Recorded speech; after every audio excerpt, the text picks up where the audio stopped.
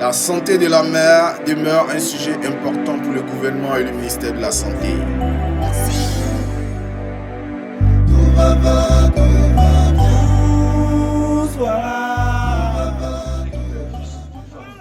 Et d'une femme de qualité et de valeur. Je voudrais bien qu'on acclame. Alors, pour y parvenir, de quoi s'agit-il? Je voudrais très rapidement dire que le réseau des champions en plaidoyer pour le financement adéquat de la santé est l'œuvre du ministère de la Santé et de l'Organisation ouest-africaine de la santé. Alors, l'autonomisation de la femme et la vision 2030, de quoi s'agit-il? Par rapport, il y a des méthodes qui s'offrent et dont ce qui va passer à l'échelle, puisque l'UNFPA a validé ça dans les achats. Je voudrais bien qu'on suive un temps soit peu, c'est pour 5 minutes. Pour commencer, lavez-vous les mains à l'eau et au savon si possible. Ensuite, ouvrez la pochette et retirez le dispositif. Assurez-vous qu'il n'est pas endommagé ou plié. Vous devriez également vérifier la date d'expiration. Maintenant, vous êtes prête à vous injecter. Santé sexuelle et reproductive et la planification familiale. Je voudrais, avant tout propos, m'adresser au guide religieux. Alors, leader religieux et chef coutumier et nana. Sachez que vos prédications, vos interventions dans le respect des Saintes Écritures et dans le respect des coutumes, que vos interventions accompagnent l'État dans ses efforts palpables pour le mieux-être de la femme et de la société. C'est déjà 5 noms. Merci. C'est grâce à Djipaïgo que nous sommes là et il faut le féliciter. Il y a la coalition certes, mais à tout seigneur, tout honneur.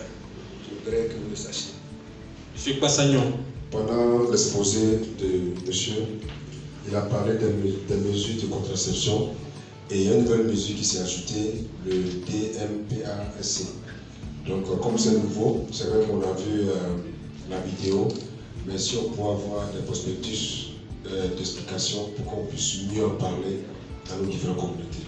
Je vous remercie. Je décaisse. D'abord, je voulais demander à M. le conférencier, Djipaïgo peut nous apporter quoi après la journée? Parce que c'est par rapport à cette journée qu'on vient de vous connaître. Sincèrement, je n'ai jamais entendu parler de vous. Dans l'exposé, vous avez dit qu'en suivant les méthodes de contraception, nous pouvons permettre à notre pays d'avancer. Vous avez fait voir l'image des autres pays qui ont progressé en commun. Je suis Fofana Isiaka, étudiant à IMFA.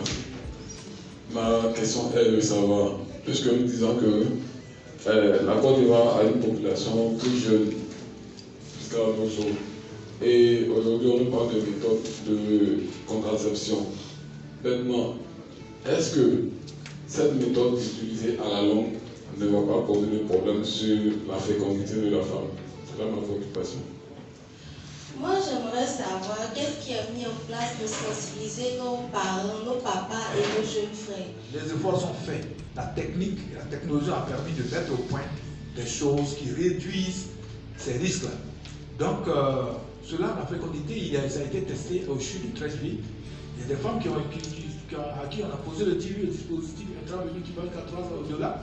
Mais lorsque vous voulez faire votre enfant, vous allez au retire une chose. Il y a ceux qui sont habilités à le faire. C'est pourquoi il faut se référer à l'agent de santé. Donc, on s'est battu pour que dans le curricula de formation, à l'INFAS comme pour les infirmiers, pour tout cela, il y ait des éléments qui s'ajoutent de telle sorte que quand vous sortez, vous avez tout cela pour aider la population. Qu'est-ce que Djipaïgo va apporter? Oui, Djipaïgo, comme on le dit, il y a des partenaires, UNFPA, Djipaïgo, ces partenaires, ils font quoi? Ils vont à l'international, ils campent des fonds pour aider la Côte d'Ivoire. Mais quand ils viennent, il y a un gouvernement, il y a un département de la santé. Donc, ils vont aider le département de la santé. Et le département de la santé va orienter. En tant que partenaire technique, on vient, comme M. Train l'a dit, on accompagne les États à intensifier un certain nombre d'actions. Pour le projet DMPASC, nous avons entamé une première phase entre 2019 et 2021 et cette phase a constitué à accélérer l'accès de ce produit-là aux femmes. Et nous sommes dans la deuxième phase. Et cette deuxième phase est intitulée « Accélérer l'institutionnalisation du DMPASC ».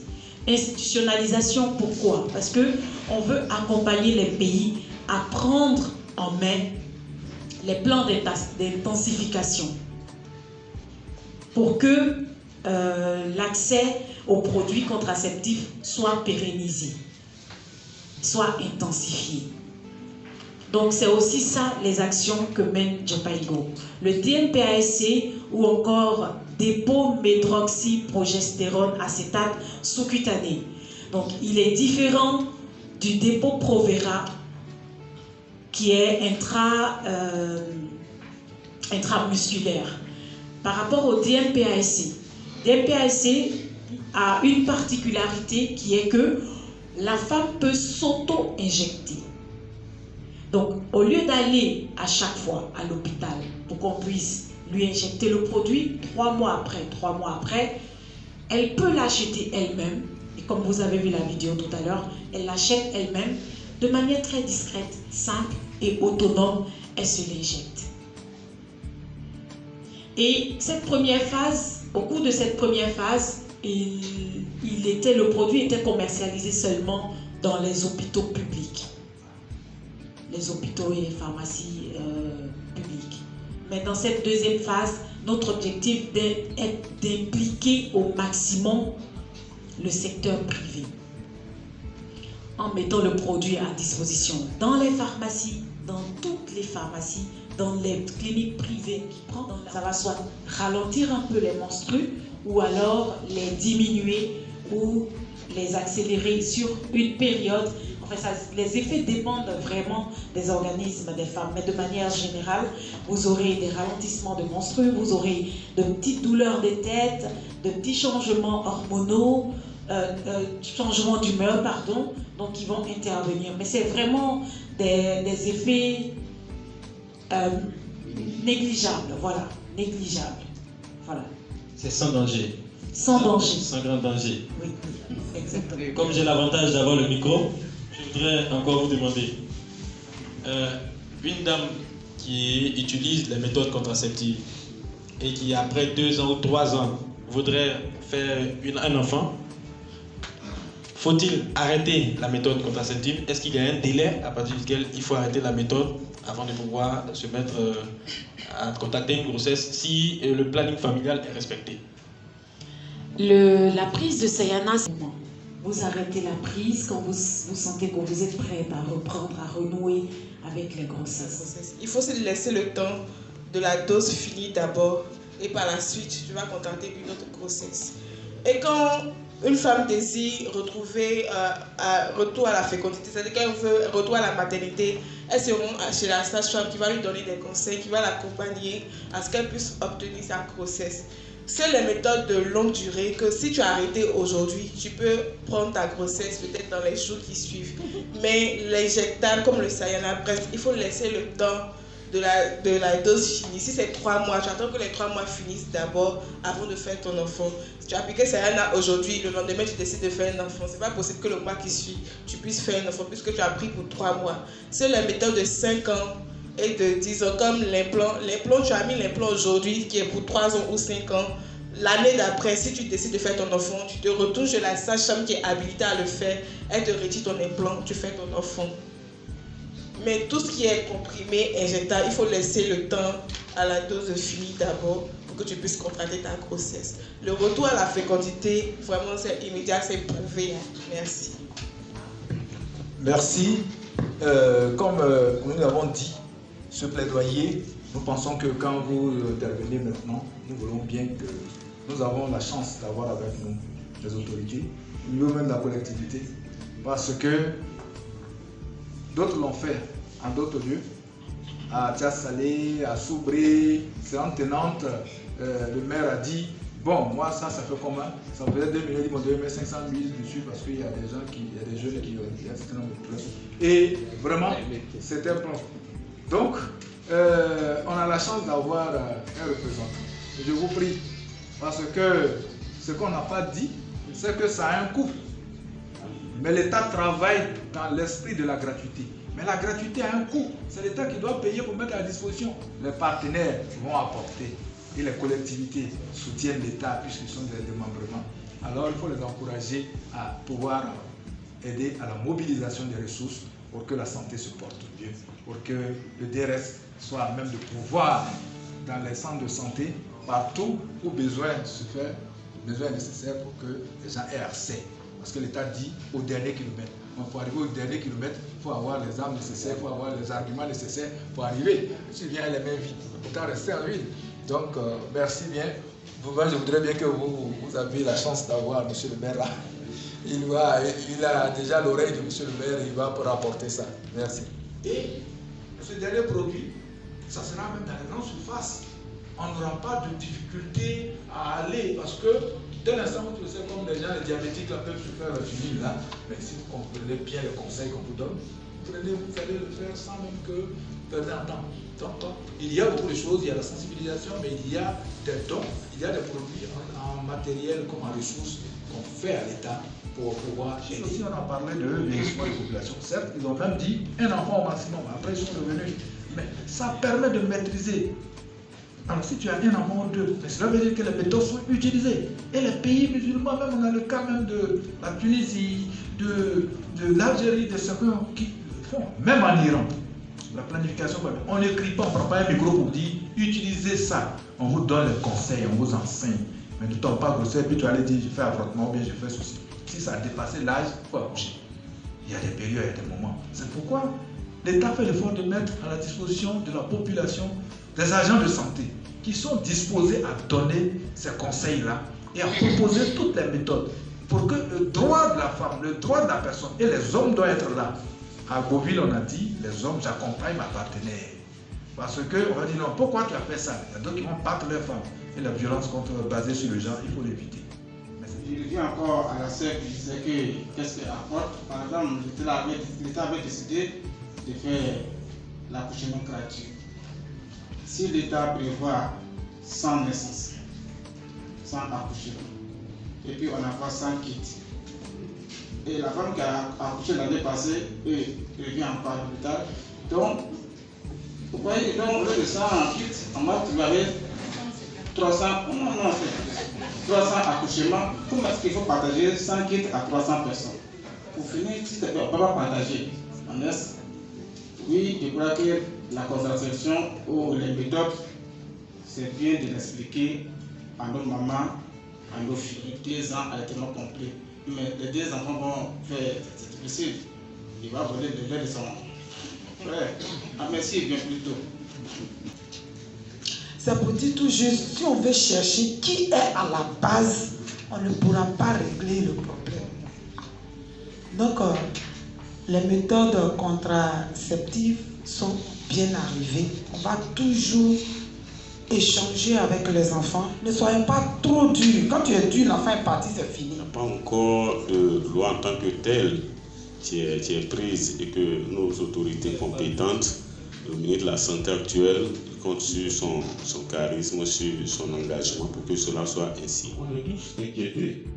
Je voudrais savoir qu'est-ce qui a mené jusqu'à ce jour les députés à ne pas.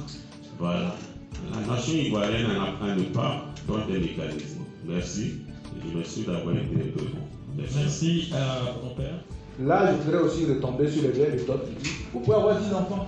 La planification familiale vous permet de planifier. Vous décidez d'avoir 10 enfants, vous espacez, pourvu qu'après 35 ans, il y a beaucoup de risques, il faut faire attention. Il y a des femmes qui sont adaptées, qui peuvent faire des enfants jusqu'à 60 ans. Mais c'est infime. Et lorsque vous parlez de population, mais en réalité, s'il n'y a pas de population vieillissante, c'est parce que les gens ont le temps de vivre pendant longtemps. Et c'est ce qui fait que la pyramide des âges change. C'est renflé en haut, et puis en bas, c'est effilé. Or, nous, c'est l'âge. Moins de 30 ans, vous avez 75% de la population qui est moins de 30 ans. Elle ne travaille pas, elle ne produit pas. On est là une réalité qu'il faut voir. On va dire que l'État ne fait pas d'efforts. On a des salles qui sont surchargées, mais l'État ne peut pas produire à l'infini puisque l'État même a besoin d'aide. Et il y a des partenaires qui aident. Et l'État fait des efforts. Mais il faudrait capitaliser ces efforts. Donc, L'État n'a-t-il pas failli? Mais l'État, c'est qui?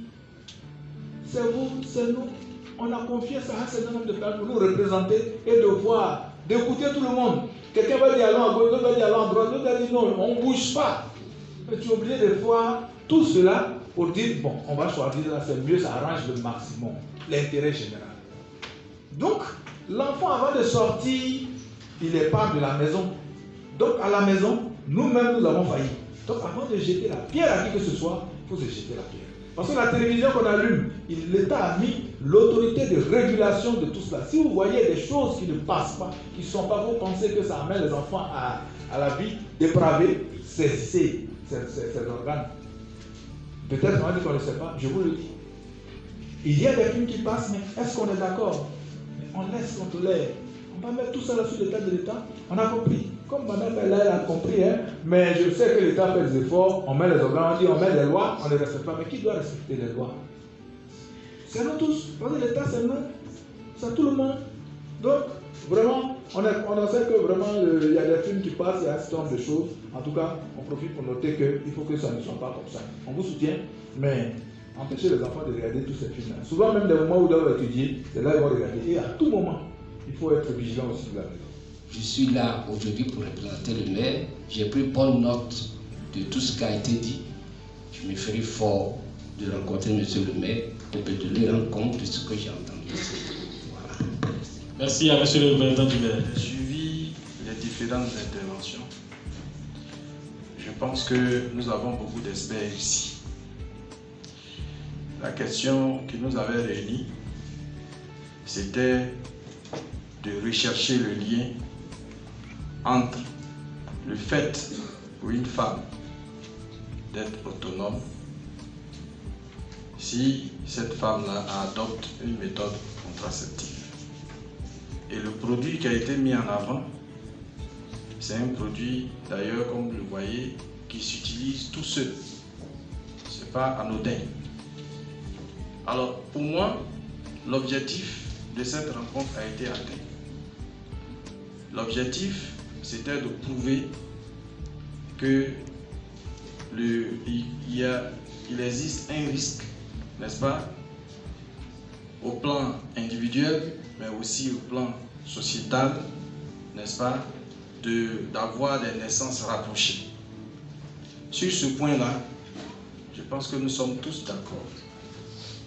Et la méthode contraceptive qui est proposée ici, elle n'est pas imposée.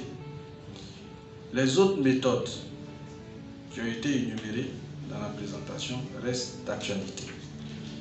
Également, les méthodes de contraception traditionnelles, dans la mesure du possible, en tout cas pour chacun à son niveau, ces méthodes restent valables.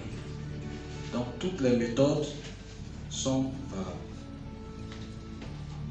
On communique sur ces méthodes modernes parce que nous avons, monsieur le chef du réseau l'a dit, et le représentant du réseau l'a dit, nous avons des configurations nouvelles qui apparaissent. De plus en plus, les grossesses que nous observons sont des grossesses qui arrivent de façon précoce. Et ces méthodes modernes-là sont beaucoup plus faciles à pratiquer pour les populations jeunes, les adolescents. Et donc, ce que je voulais dire, c'est vraiment qu'on puisse, à partir de tout ce que nous avons eu comme échange ici, retenir qu'il y a une menace à avoir des naissances rapprochées, les naissances indésirées. Il faut comprendre qu'il y a un lien qui existe entre l'autonomie même de la femme et puis l'adoption de méthodes contraceptives. Si nous sommes d'accord dessus, ça aussi c'est bon, c'est un bon point, on va avancer. Maintenant, le lundi, nous serons à la mairie. Il y aura des stands. Vous pourrez, à cette occasion-là, en visitant les stands, poser toutes les questions. Vous aurez des éléments de réponse. Madame la Présidente, voici les quelques petits mots que j'avais à ajouter. Je voudrais remercier les uns et les autres pour leurs nombreuses contributions, pour leurs questions assez enrichissantes. Je vous remercie. Nous avons eu à parler de méthodes contraceptives pouvant rendre la femme autonome. Quand on parle de méthodes contraceptives, c'est une affaire de tous. C'est une affaire des religieux, une affaire des nanas, une affaire des leaders, tous les leaders. Et ces méthodes qu'on vient de nous exposer ce matin, ce n'est pas des méthodes qui sont imposées. Chacun est libre de pratiquer la méthode qui lui sied. C'est cela que je voudrais, à la suite du coordonnateur, vous inviter à vous approprier ce message de ce matin, à être des ambassadeurs. Je suis ravie d'avoir plusieurs guides religieux avec nous. Les guides religieux constituent des canaux de sensibilisation, de mobilisation très importants, très significatifs. Nana aussi avec nous. Les présidents des femmes sont avec nous. Je compte sur chacun de vous pour que nous ayons des citoyens, vraiment des citoyens qui fassent envie à d'autres pays. On a cité certains pays comme le Rwanda, qu'on puisse un jour citer aussi la Côte d'Ivoire parmi ces élites-là, et que nous ne soyons pas toujours dans des bidonvilles, et que nous puissions aussi bénéficier de tout ce qui consiste l'émergence pour rester dans le développement durable d'ici 2030. Je vous remercie. Merci à tous d'être venus. Bon retour à chacun et à chacune. La séance est levée. Merci beaucoup à Madame le Président. Nous allons le mentionner encore une fois, s'il vous plaît. Merci beaucoup. Merci à Monsieur le coordonnateur. Nos hommages à nos braves sages-femmes et à tout le corps médical. Maman, discutez de la planification familiale avec vos filles. Les aider à planifier leur avenir. Et toi, les moyens de contraception sont disponibles au centre de santé. Informe-toi donc et utilise-les. Tu éviteras une grossesse non désirée. Bonne maman. Une seule consultation prénatale ne suffit pas, maman. Pour ta santé là, et celle de ton futur bébé.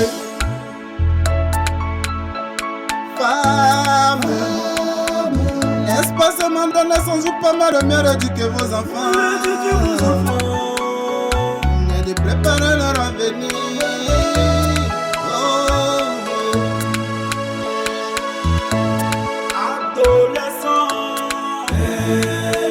La santé de santé sexuelle et reproductive te permet de mieux gérer ta sexualité. Prépare ton avenir là.